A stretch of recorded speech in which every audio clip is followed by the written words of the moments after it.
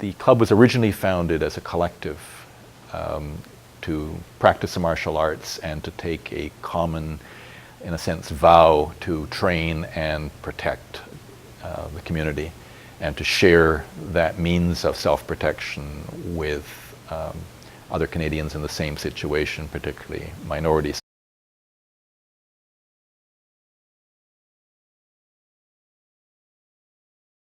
I'm Gordon Glasheen, and I've been with Hong Luk for over 40 years, through the whole 1970s, and a long time practitioner in here and an instructor here among others for a long time.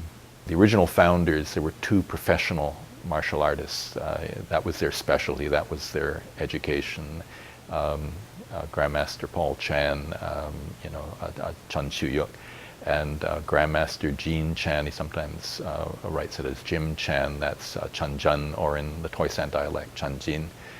And they are both top experts in slightly different versions of Choi Lei Fut.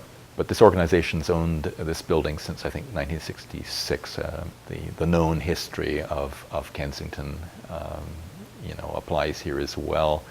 The organization itself was in the older Chinatown, a few blocks away, and then we had a temporary location between about 61 and 63 or so on Spadina.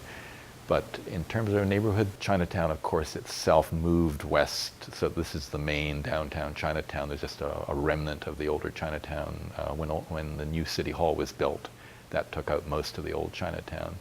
The founders actually worked, in that area. But in the period of the 70s and 80s, they were employed in this section. Our two main seafoods had a dry goods store across the street for a while. Importing Chinese herbs and sort of soup packages, that sort of thing. The restaurant that they ran was on top of Gum Moon, the bakery with the Chinese Freemasons on the third floor of the restaurant. East Lake was on the second. That was sort of an off-hours headquarters for us as well. But over the 5 decades, people who join here become part of the Hong Luk society, and they're very interconnected in their generations. Not every generation is fully connected, vertically, but they replicate the same relationships. You're reaching for the multicultural exchanges, and those bondings have always taken place in each era. The training itself produces it, and the fact that, like any skill, it's sort of blind to origin, and the purpose is the activity itself, so it doesn't weed out or filter out for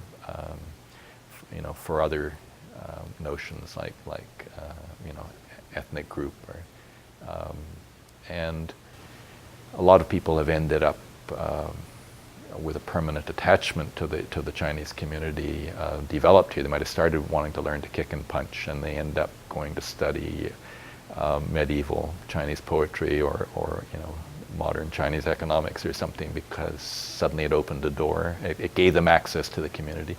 When we went to China in 1985 as a performing group, that was really the thing that created the greatest enthusiasm and astonishment. We were going around to a number of cities that were outside the tourist area. There wasn't much tourism in China at that point anyway, but we were outside the tourist zone.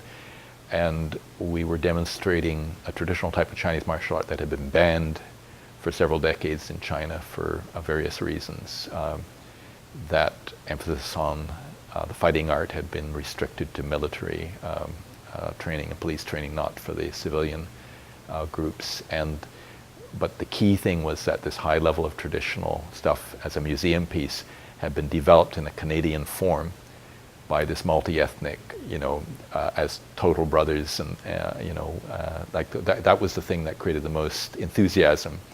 At that point, the areas we were in, people were seeing the outside world because the television channels had started to be opened up to Hong Kong. But to actually see us coming in, some of us speaking Chinese, we were all in there actually officially as overseas Chinese.